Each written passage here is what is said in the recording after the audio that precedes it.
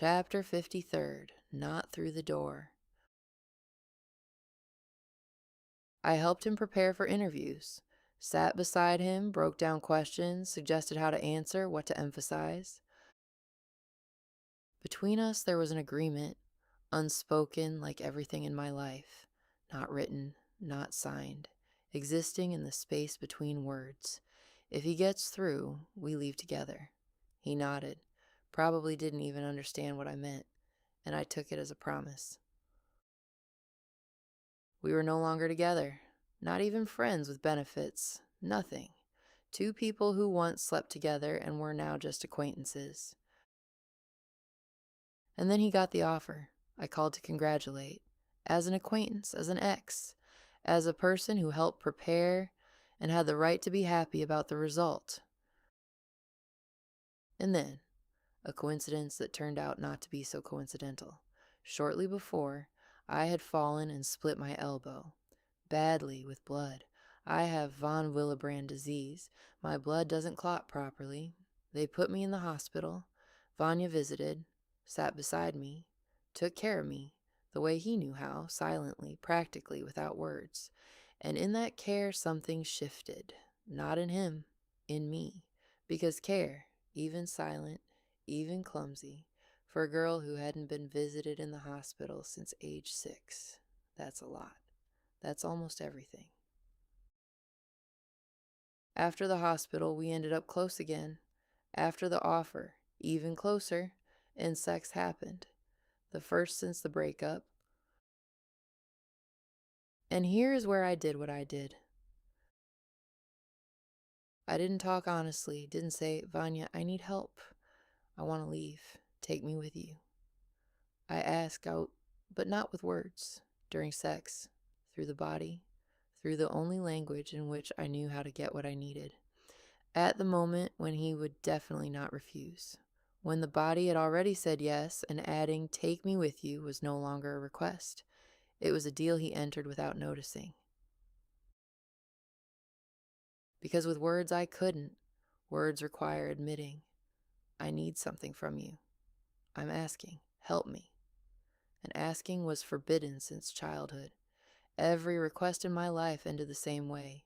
Worse than before it. The body learned a request equals punishment, and learned something else. If you can't ask, earn it. Go around. Becomes so necessary that refusing is impossible.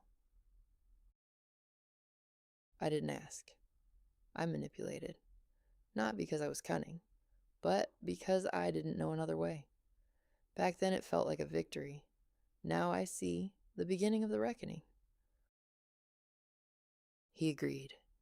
We became a couple again, and I thought the plan had worked. That I'd push through again, like through the jungle at university, like always. Back then I saw only this. The visa, the calculation, the deal. I didn't see the other thing.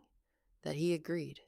That he took on someone else's life, silently, without bargaining, without conditions. Later I would understand. His yeah wasn't indifference. It was his version of, you made your bed. He didn't know how to say, I choose you. But every time something needed doing, he did it. Silently, the way he was taught.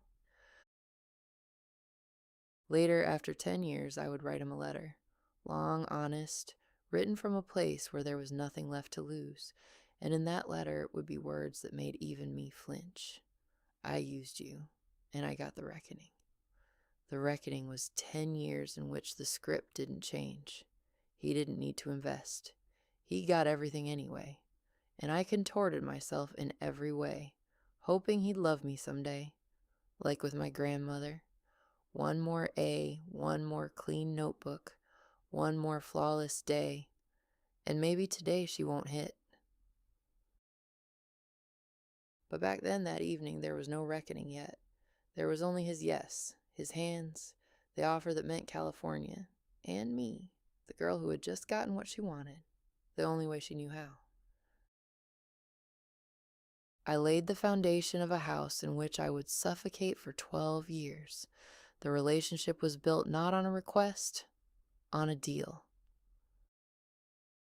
Who's to blame? I asked myself that in the same letter. and answered myself. The chain went back to infinity. On each link, not someone guilty, but someone who didn't know any other way. And I, on my link, also didn't know. With Vanya, I went around through the bedroom. The door opened, but behind it was not what I had imagined.